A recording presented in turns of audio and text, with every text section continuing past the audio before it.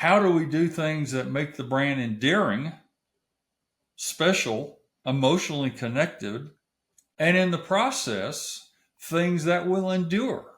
What we learned through research, people were not only willing to pay full price, but they come more often and they tell others.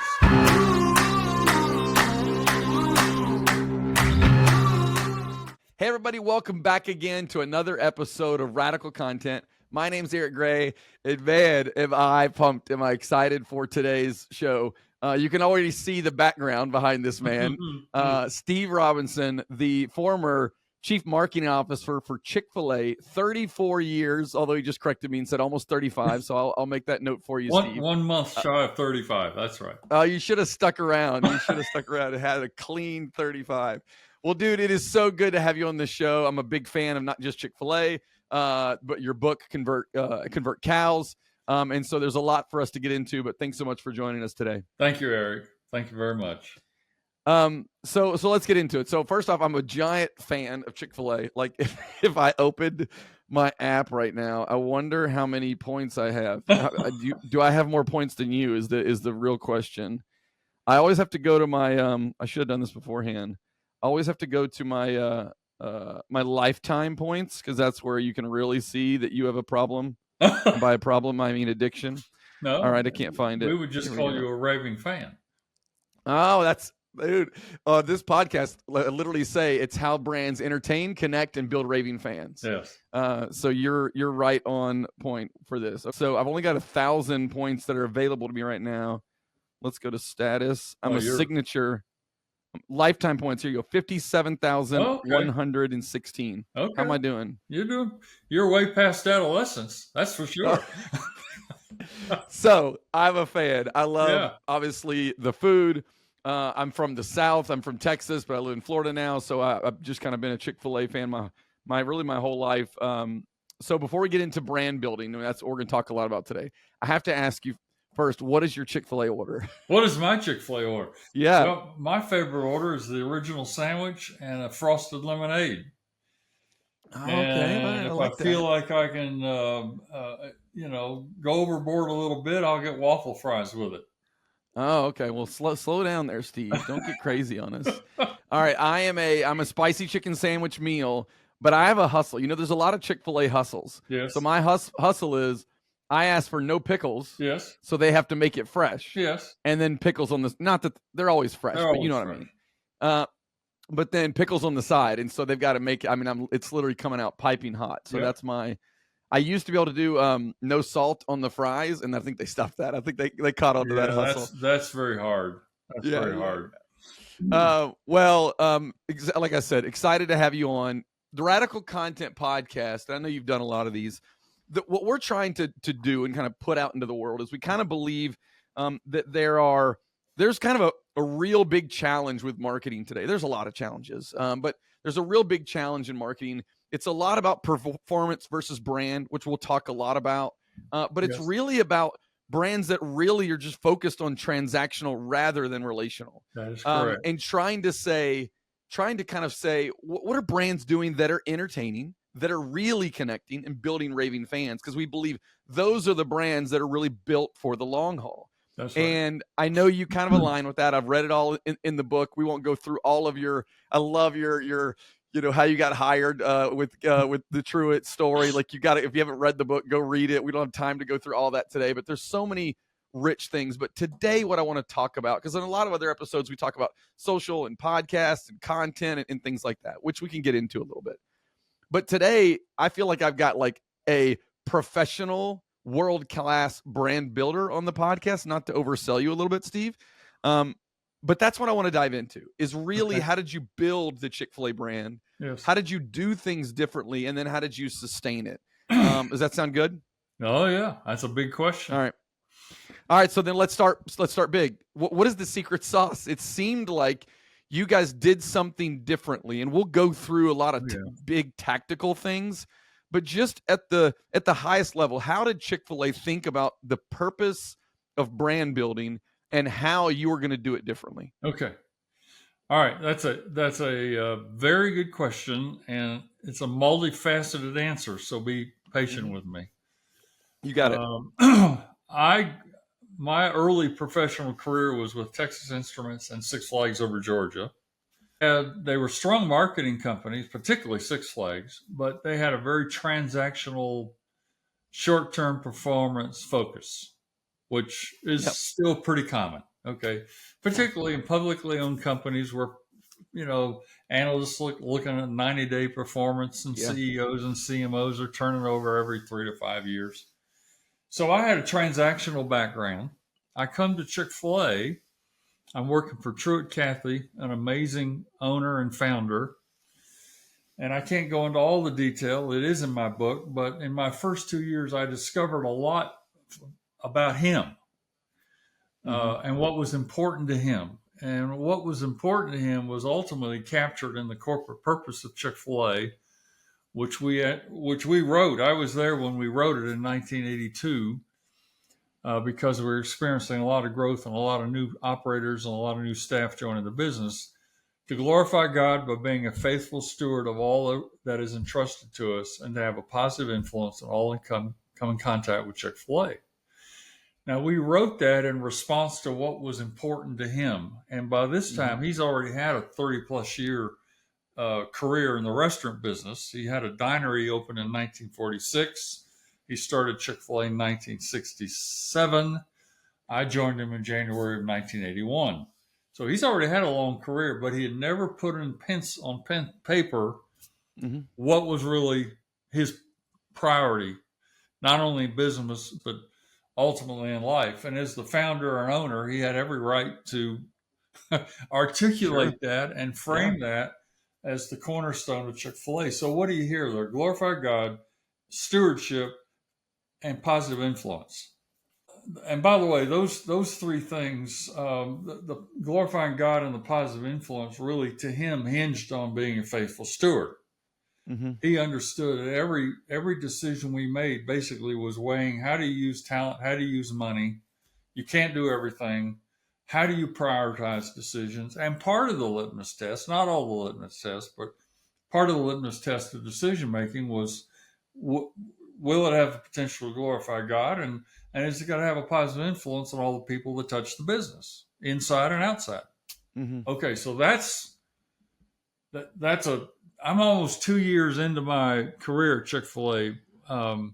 Before that is written, and then almost simultaneously the same year, um, we did a national campaign which they had already put in place, and it involved national couponing, and it the redemptions way outperformed the plan.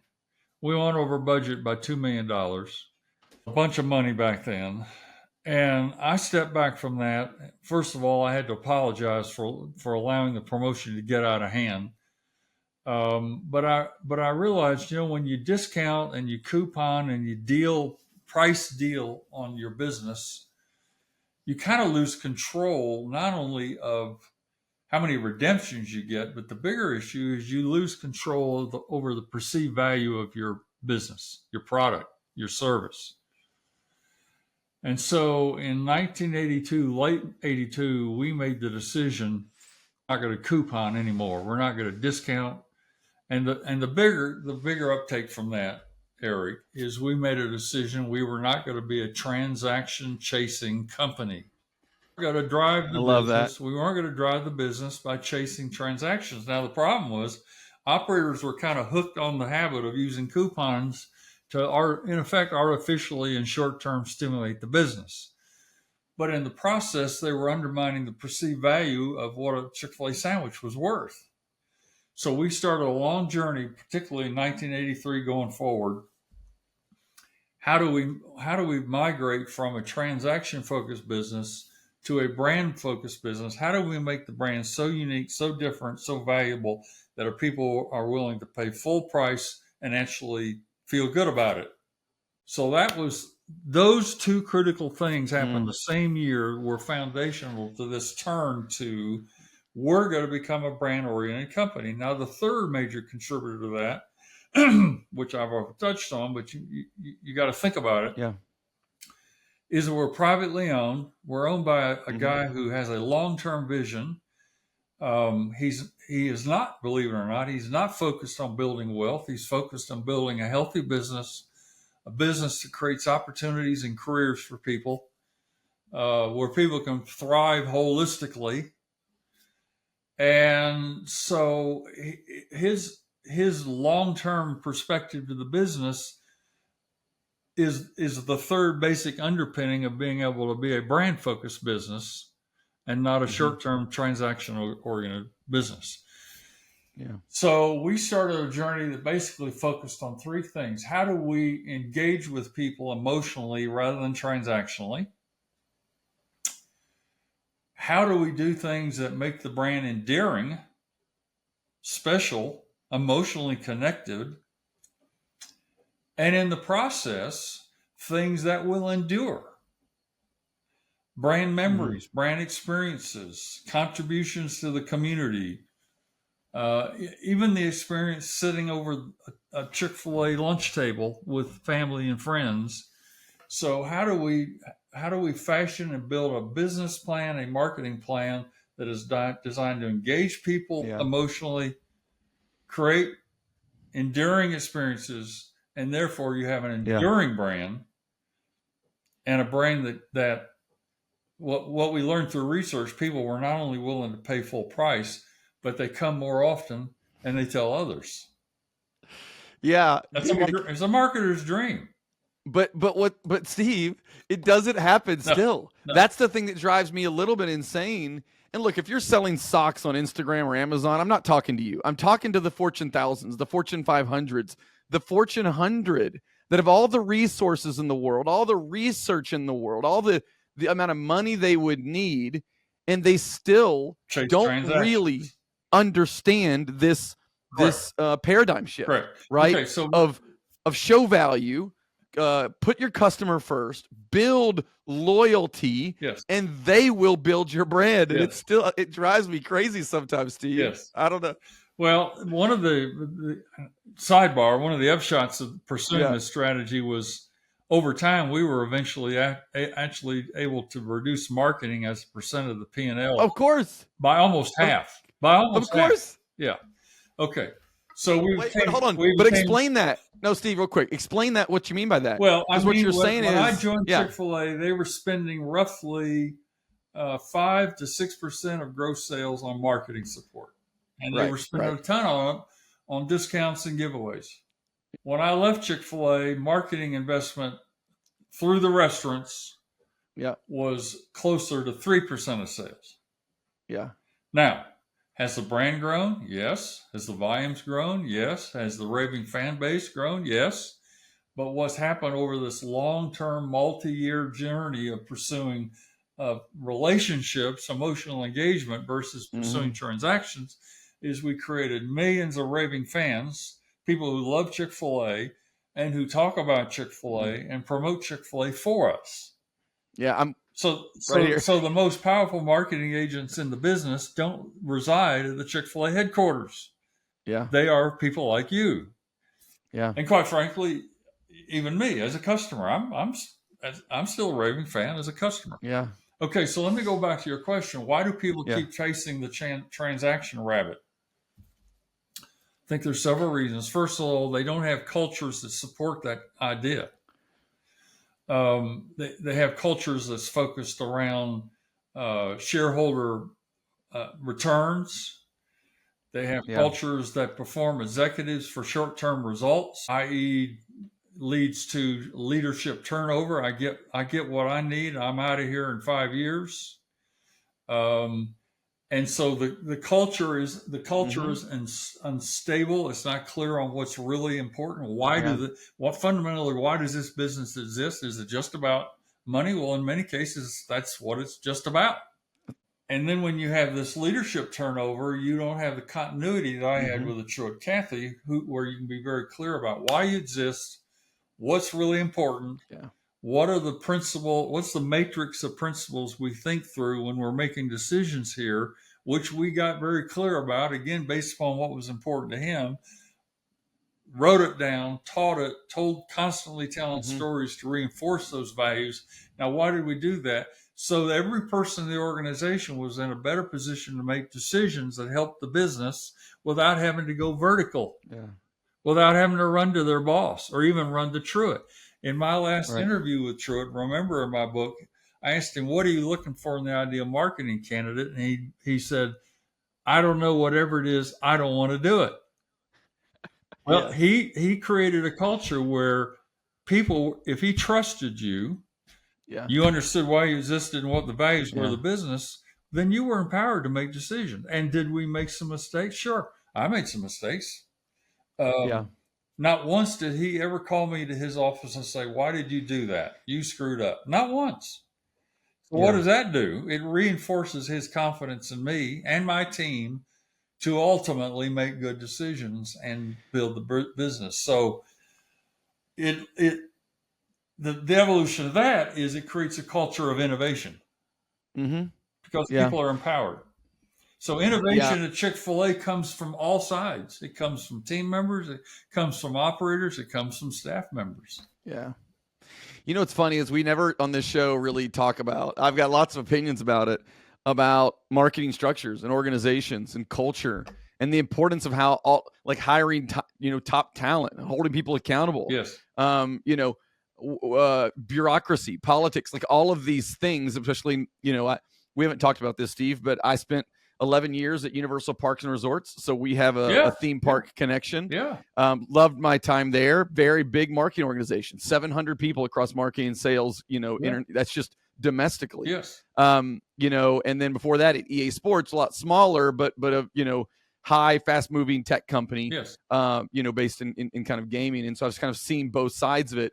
But the things that you talked about, I think, are so important, and I love it when you bring up a question to someone and you think you're going to talk about one thing and it goes the whole other way, right? And some of what I thought you'd talk about was totally true. I thought you'd talk about purpose. I thought you'd talk about values. I thought you'd tell a couple of those stories.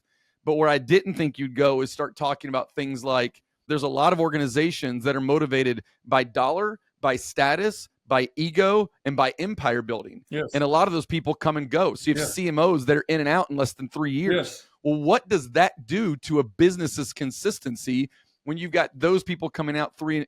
Imagine how many summits you got to have and meetings you got to have, an annual plan, and everybody you're trying to realign with and retrain. Yes. And somebody wants to put their thumbprint on it. And you're saying for 35 years almost, I was able to work with the Cathys. I was able to work with a good, a good solid team with probably not a lot of turnover that really impacted how we built the brand and really how we worked the brand building plan, this plan of engage emotionally, have a brand that's endearing, do things that will make this brand last for the long term. Like you didn't have to redo those things every 5 years because you're a new CMO. You set them and you said, let's work them. And then you got into the culture side of things, which is something that Netflix used to say with Reed Hastings a lot, which was freedom and responsibility. If you hire really well and make their job clear and then give them the freedom and responsibility to own it, things change. And I think that's where speed can happen. So let me make one other crucial that. comment, Eric, about, and this is still, it's part cultural. It certainly impacts brand and it ultimately directs marketing. Yeah. And that is listening to customers. When I got to Chick-fil-A, there was no research, no customer insights. First person I hired was a guy to go out and work with operators to find out what did they need to build the brand, build the business. And so he in effect was a staff liaison to solicit feedback from the men and women running the stores, listening. Okay. Second person I hired was a research manager. And the short of that is that we built the strategic direction of the brand and marketing was built around customer insight. Did Truett Cathy have opinions about what should happen with the business or the COO that hired me? Yes, they all had opinions, and at any one point they may have been right, but they could have also 50% of the time been wrong. Why? Because they were not informed by the view of the customer. And so I think one of the things that helps build a brand is not only continuity of leadership, continuity of purpose and values, etc., but 100%. continuity of customer data flow. That's Mm, constantly informing leaders what's important to customers, what do they love, what don't they love, where are we dropping the ball, where are there gaps in the marketplace we can exploit that these other brands either aren't or can't. And like, for example, Chick-fil-A, we discovered that around the whole issue of hospitality. We're going after hospitality. Um, so you got to have leadership. Here's my bottom line on this point. You got to have leadership that not only doesn't turn over, but you got to have leadership that's humble enough to submit mm-hmm. themselves to what customer insights tell you. Yeah. Yeah. And It's always and great and to listen to your so gut. we don't have, for example, at Chick-fil-A, we don't have waffle fries. We don't have grilled chicken. We don't have nuggets. I sit here and list several we don't have the cow campaign. If it wasn't customer insights to reaffirm through focus groups, in-store testing, listening to customers, that those were things people love. And I was able to go back to Truett, Kathy, and our leadership team and say, if we don't do waffle fries, we're nuts. And here's why. They didn't want to do waffle fries. They didn't Yeah. want to do grilled chicken. But we did them, didn't we? Yeah. And we did No. them because they were willing to submit to the voice of the customers and learn Yeah. that everything the customer wants isn't right and you can't do it. Then I used to call this informed intuition. Mm-hmm. Leaders have intuition about the business, have intuition about the brand. But customer insight informs that intuition so that you actually make wiser choices. So fortunately, I worked for a guy who was not only empowering, but he was humble, and he was willing to listen not only to me and everybody else around Yeah. him. Most importantly, he was willing to listen to customers. Yeah. Lot of companies get themselves in a quagmire, and we've seen some in the last 12 to 18 months in Sure. America because they can't possibly be listening to their customers, or they wouldn't Yeah. do the stuff they do. Who are they listening to? Some small circle within their business who are trying to do something with the brand that the customer doesn't want, or in fact may actually dislike. Yeah. Three things out of this first kind of section of this podcast that I think are like just pillars for brand building. And it's not, these aren't going to be a surprise. Like, that's the funny thing, None Steve. of It's this like, is it's not rocket science. no, It's it's not. purpose, insights, and a rock solid strategy that you stick to. That's Right. correct. And you run the game. You run Now, the play. inside of each of those, there's a lot of thought, a lot of thinking, a lot of decisions, a lot of debate, and then a lot of buy-in and a lot of creativity. So it's not that it's super simple, but it all ladders back to purpose. And you know what's funny is, as many times as I've asked people, hey, why are legacy brands doing marketing so bad? No one yet on this podcast has said because they don't really know their purpose. That's it. But it's true. It all goes back. Even, I mean, I'm 15 months into starting Maverick Content Studio, right? But I'm the Kathy Truett of Maverick, right? I'm very passionate about our purpose, our why, how we're going to operate, the things we're going to do, the things we're not going to do. And many brands don't have that. They have something on the wall, but it's not something that's driving every single decision through the organization. And the irony is, most of those legacy brands, if you go all the way back to the founder, you will find clarity of purpose. You will find clarity on why they created the brand, the business, the product, what they wanted to be in the marketplace, which I call brand essence. Mm-hmm. And if they would just simply continue to stay connected to those roots, they wouldn't do some of the stupid stuff they do. Let me ask you this. This is not on my list of questions. What would you say to like a CMO or a brand that's maybe a legacy brand that wants to go down this pathway, and they've tried it every which way and they just haven't solved it, right? What I mean by that is they've brought in the consultants, they've brought in the creative agencies, they've done the brand ladders, they've done all of it, and every 3 to 5 years, it feels like something's not working, and not because of change at the very, very top, a lot of change in the middle for sure. But it just feels like that redoing it all over. I mean, I see this Yep. story all the time. What do you That's a tell great question. those chief marketing officers? Great question. All right, I'll give you a couple answers to that question. I would say number one, go back, which I just referenced, go back to your history, really study the Yeah. founder, study the principal brand promises that originally built the business. Mm-hmm. Have we wandered from those? Number two, aggressively listen to customers. And I mean, not only quantitatively, but qualitatively with focus groups and taste panels and all kinds of stuff. Mm-hmm. What are they saying about your brand? What are they saying about your brand in the context of the field the pool you're operating in versus other brands?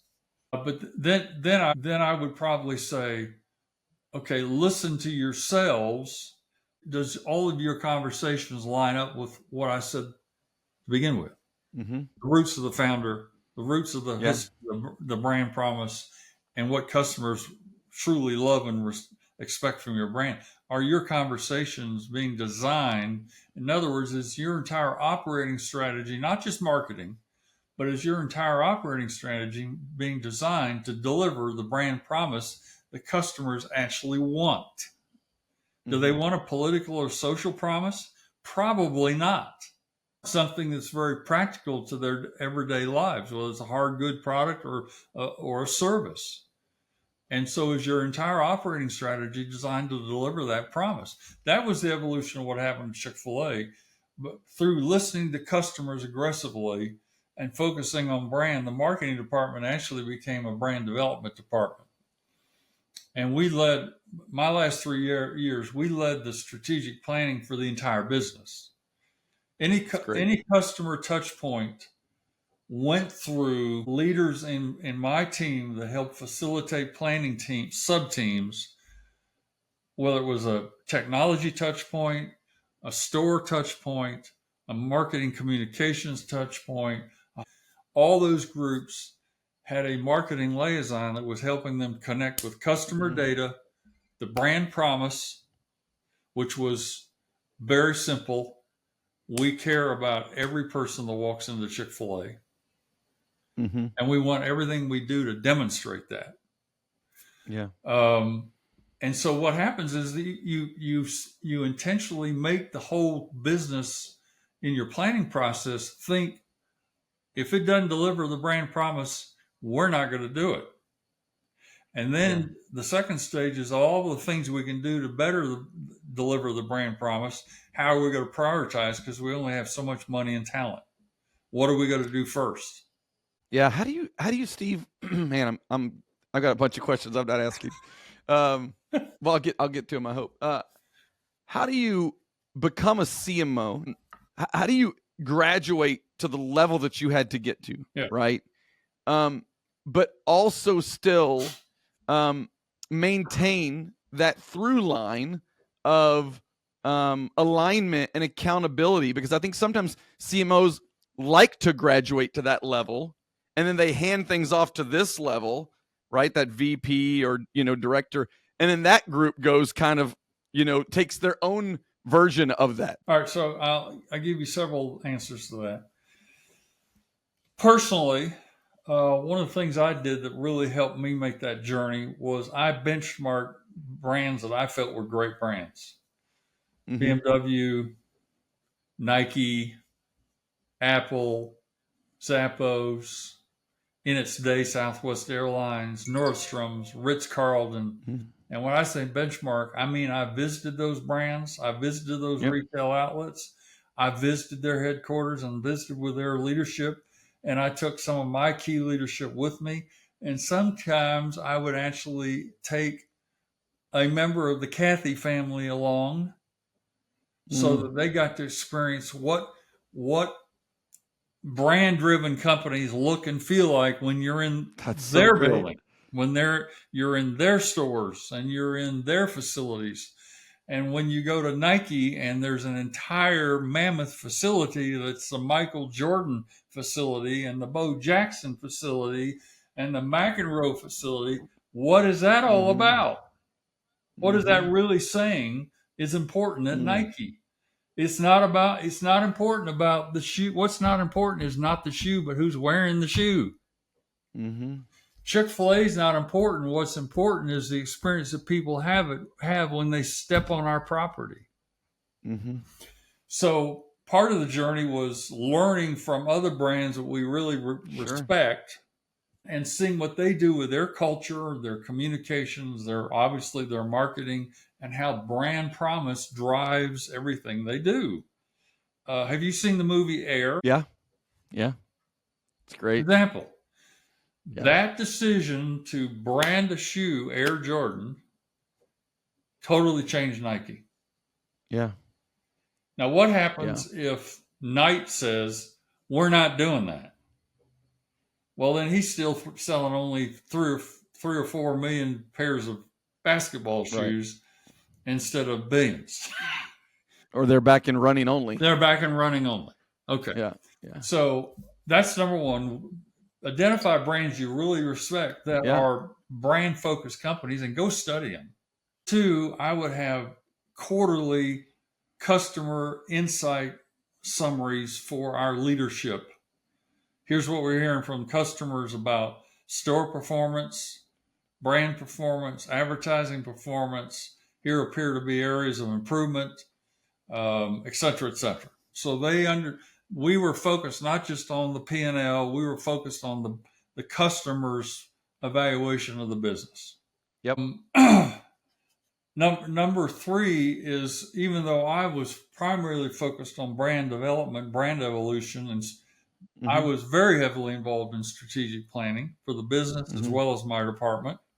I was very involved in how talent and money was allocated against those plans. And then, yes, I did delegate and allow my team to do their thing, but they had to do their thing according to what we'd agreed to do. Well, yeah, and you spent a lot of time on the front end. On the front end with purpose and with insights, but then even kind of in these pulse moments where you're like, hey, let's go to BMW. Let's see what Ritz-Carlton's doing. That's right. All of that stuff. We even went to Munich, for example. We went to Munich. That's awesome. So, but the CMO or Chief Brand Development Officer has to have their fingerprint on the overall business strategy, and don't be cavalier about that. Yeah. To make sure that everybody is agreeing on strategic things in the 1, 2, 3 year plan that help fulfill the brand promise. And then my responsibility for them is to make sure to get the talent, the people, and the money they need to execute those plans. Don't let them down. Give them what they need to do the job. I feel like we could do all of our time here, but we're gonna step into a little bit of some other questions because I really have a lot of great stuff. But there's so much stuff that's rich here, and I love those few tips.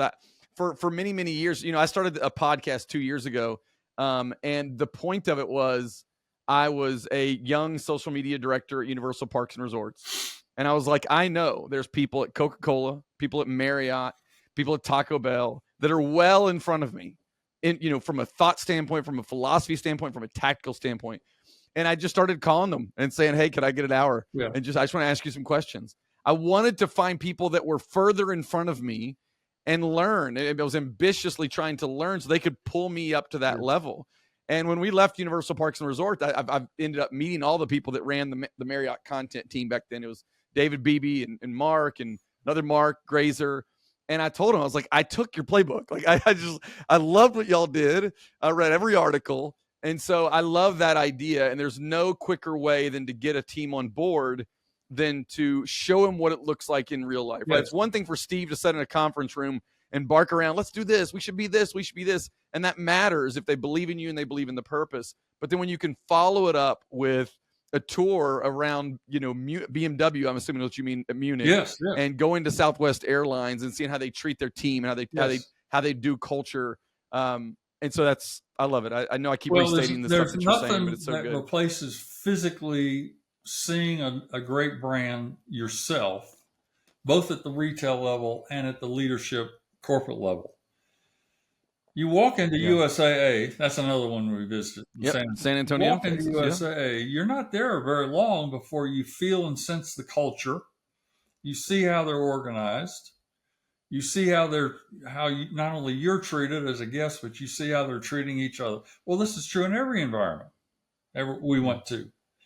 So one of the first things you sense when you actually physically go visit these companies is you got a handle on their culture and how the brand promise is an extension of what they have defined as important, why we Yeah. exist.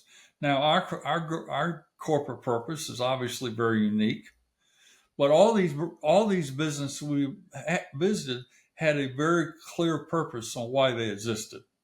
Mm-hmm. I mean, Nike was the evolution of Nike became why we exist is to unleash the athlete in you. Pretty simple idea. Yeah. You want to be like Mike? You need Mike's shoes. Yeah. So there's nothing. A phone call's fine, but if you really want to go deep on this, I think you gotta really study these other. I mean, that whole journey of visiting these other companies was spread over probably 3 or 4 years. Sure. Sure. Um, There's there's a quote that I've used many times to talk about what I do. Right, I'm a content strategist. I'm a former sports radio guy turned marketer who believes that our job as marketers is not really different than my job in radio. It's to do things to connect and entertain you, so you'll come back to the show from 3 to 6 tomorrow. right. I believe your job at Chick-fil-A was the same thing, to do something to connect and engage. And so when you get a little hungry, you're like, some waffle fries sounds Yeah. good today, right? Because you've got a relationship. So this Yeah. is a quote that I've used many times from the Harvard Business Review. Our research across hundreds of brands and dozens of categories shows that the most effective way to maximize customer value is to move beyond mere customer satisfaction and connect with customers at an emotional level. That's correct. That's correct. I mean, Yeah. the cow campaign was not an accident. We Yeah. decided we don't want to. We first of all, we're never going to outspend our competitors. We're small budget, even today, small budget. Mm-hmm. We've got to have advertising that emotionally connects with them, and we chose the emotion of fun, Mm-hmm. and that's what eventually drove the development of the cow campaign. We wanted the campaign to Yeah. be fun, and then we took that campaign not only into media but into events and stores Yeah. and just tried to make Chick-fil-A a fun memory, a fun experience. So when Yeah. you go to the Chick-fil-A Peach Bowl, you don't just remember the game, you remember something that was fun about how Yeah. you interacted with Chick-fil-A. It's a great segue. So every day I talk to CMOs that feel like they're stale, they're overly corporate, they just sound like the copy's not great. It sounds like an ad, and I'm like, yeah, and it won't work. But for decades, you guys thought humor and personality would be important to your brand. Correct. And you're still using that today. And I think this is kind of the segue is into the famous cow campaign that we see a lot still today, a little bit differently today, especially in the stores, but a little bit differently. Tell me maybe a little bit of how that got started. You kind of started to go down that pathway a little bit. I know you worked with the Richard Group, I think, in Dallas. Correct. But tell me a little bit about how that got started and a little bit more of the why behind it. Well, Eric, we didn't have enough stores really out on the street until 1996 to even consider traditional media. We didn't have enough budget to do the traditional fast food play of using television. Mm-hmm. I mean, we probably couldn't have bought more than 1 or 2 weeks of TV for the entire chain. Yeah. And so we ultimately did a major research and selection process for an agency. We picked the Richards Group in Dallas, and we picked them primarily because they had a reputation for great creative and traditionally humor angle Mm-hmm. creative. Yep. Fruit of the Loom guys, Tom Bodette, Mm-hmm.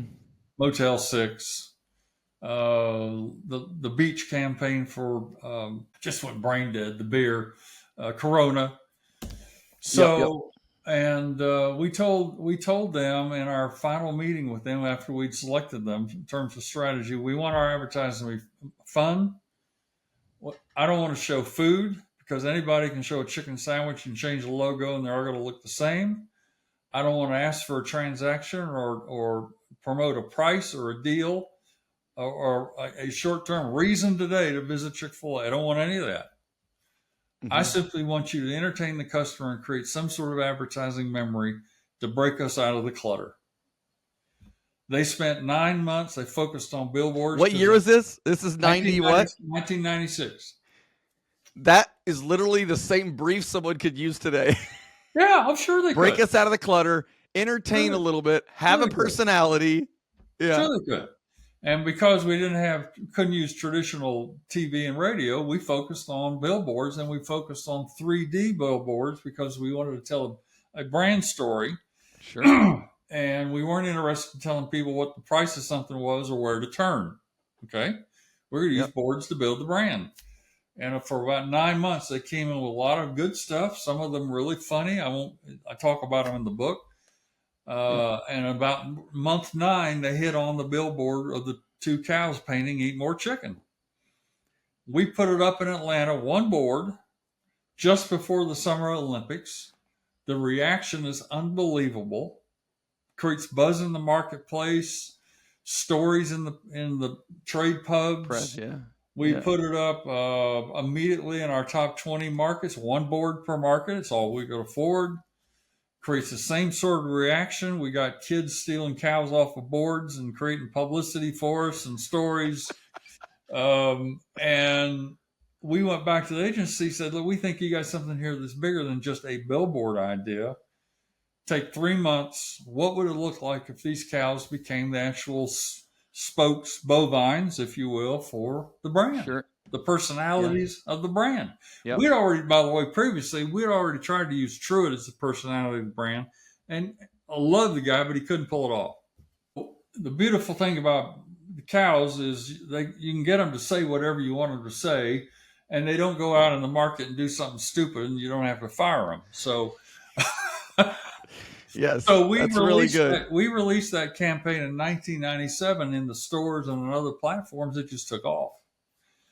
What was it like? We're going to keep going on this, but what was it like the first time they walked in? Because now we know it, right? We know it. We all know it. But it's like, it's cows telling us to eat more chicken. Like when you first saw the humor, because it's not right on the nose. It takes you a second to go, what?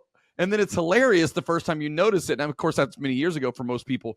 What was it like the moment you saw that pitched to you? Well, the moment I saw it, it wasn't even a pitch. They had sent in 6 new billboard concepts to the guy that was interfacing them on daily, Greg Ingram. Got it. So Greg and I'm in a meeting, and Greg had taken these 6 new board ideas, because that's all we're doing right then. And he'd put them all face down on my desk, so when I came back, I could see them.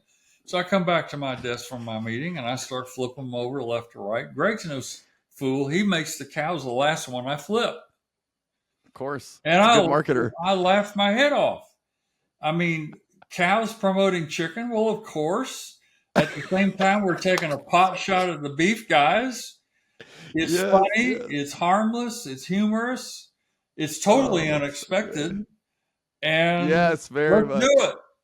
So that's the first board that's the first board we put up in Atlanta, and it was just a one-time gag, but it took off. Man, was it not? And when I left in 2016, I'd worked with that campaign and agency for 23 years. They kept it fresh, they kept it fun, they translated it to the new media formats, translated it to events. I remember when the Chick-fil-A cows, I think, were running a Facebook page at one point. Oh, yeah. They had a Facebook page. They had their own chat box on Facebook. We activated them in bowl games and everything. And anywhere you went experientially with Chick-fil-A, you were probably going to encounter cows. I love it. And we just built. There basically over time became 2 predominant personalities in Chick-fil-A, Truett Cathy and the cows. Yeah. Yeah. It's so good. It's so good. And there's still, I'm probably going to have Chick-fil-A this afternoon. Let's be honest. I can't do this and not. All right. So I want to go in another direction, and I want to talk about storytelling. And I know you left, what year did you leave Chick-fil-A? 17, 18? 2016. 16. And you know, the cool thing that I'm sure for you has got to be that you watch what they're doing, and you're like, yeah, it's still the playbook. It's a new media version of the playbook. Every day is getting a little bit newer. And I wanted to talk about 2 things that maybe came after you. I assume so. Maybe one of them didn't. But the first one is that for 4 or 5 years now, Chick-fil-A has been doing the stories of Evergreen Hills. Yes. During the holidays. Yeah. It's a animated Yeah. short film. If you haven't seen it, dude, I swear I am a fan, but I'm not being paid to say these things. It's like you're watching a Pixar mini short, right? Yeah. It's done that well. Yes. And now today is saying that they're building out their own slate of original content, their own streaming platform. And so they are invested in storytelling and entertainment. Correct. Can you talk a little bit about, I don't know if you could talk a little about those things or if they've kind of come on afterwards, or talk a little bit about the importance of storytelling and entertainment for the brand of Chick-fil-A. Well, the whole strategy of storytelling was already very strong within the culture of Chick-fil-A for years. We're telling our own stories to preserve the culture and the focus around the vision of the business.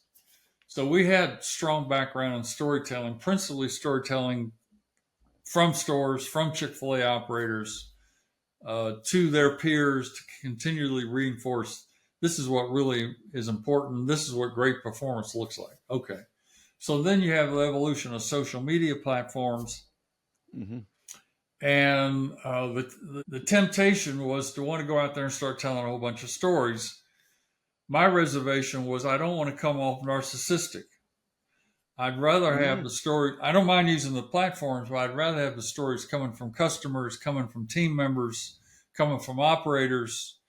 They're viral, they're natural, their experiences, their stories about how people have served. They're authentic. They're authentic. Yeah. They're people serving each other. Sometimes not Chick-fil-A serving people, but just people serving each other in the community. And somehow Chick-fil-A, it's Chick-fil-A people involved in it. But they're ground up, not top down stories. Okay. Yep. And basically they're still doing that. To just sit around and tell stories. Look what we're doing with food innovation, or what we're doing around food science, or what we're doing with recycling. I mean, everybody's trying that stuff, and it just sounds and feels self-serving. And even if it's 100% true, many customers don't believe it. But when it's most don't care, and most don't care. But when it's really authentic, real life stuff, and it's been generated by the storyteller and not by the home office, it's got legs. Yeah. And that's basically what they're still doing. Now, the whole thing with the animation and the creation of content, I can take no credit for that. That's under the leadership of my successor. Yeah. I think it is an incredible stretch, just to be honest, and it's worked because I think people have a sense that they can trust Chick-fil-A stories. Mm-hmm. And they have a sense of what Chick-fil-A stands for, and the stories those little films tell do reflect the core values of the business. All goes back to the purpose. All goes back to the purpose. We really care. Here's a story about people or someone really caring about somebody else. Okay. Yeah. Yeah, that's what it is. So that's got legs, but it only has legs in the context of a company that has authentically been trying to live that out for decades. Yeah. I used to, I did I don't know what it was now, 18, 19, the national TV campaign for Universal. I was one of the people that was lucky enough to kind of be involved in leading that. And what I used to tell my chief marketing officers, I was like, guys, everybody's showing people on rides, holding on for dear life with some cinematic movie going on around them. But that's not real. What is real was when someone walks into Diagon Alley for the first time and they feel fully immersed in the Harry Potter story and their jaw drops to the floor and some of them tear up because they're experiencing the greatest story that they've ever read in real life. And I was like, just put the camera on them. Yes.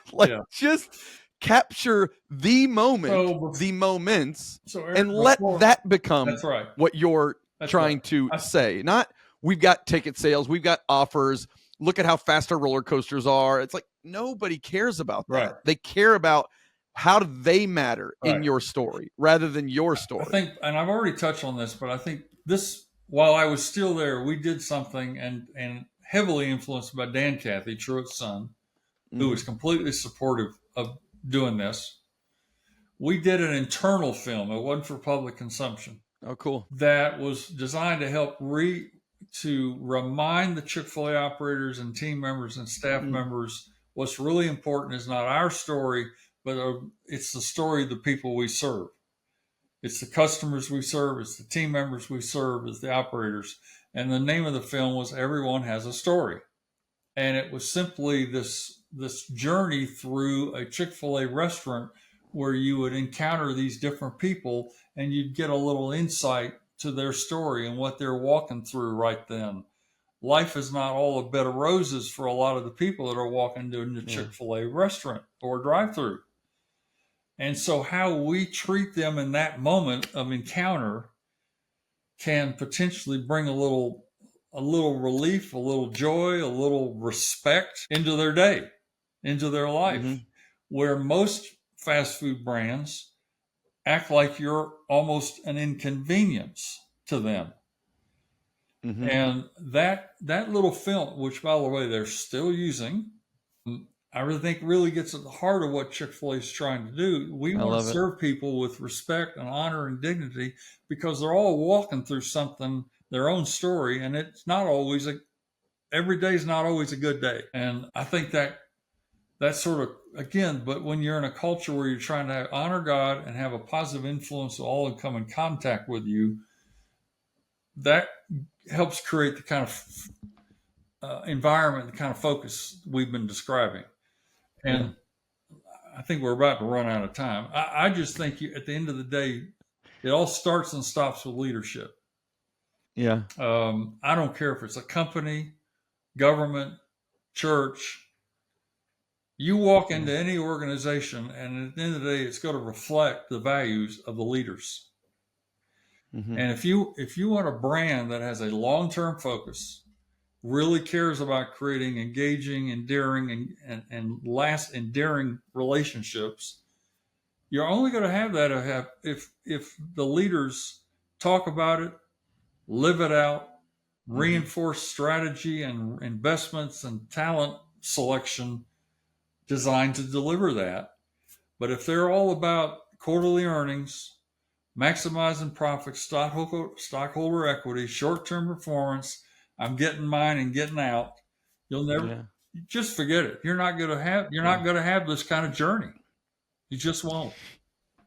So at Maverick Content Studio and in this podcast, Radical Content, our goal is to help brands to start to engage more, engage first, and create more. So it is about content and storytelling, and entertainment, but it's really about this idea of how do you move away from transactional and just connect first? What does that look like? How does it completely change everything? It starts with the top leadership.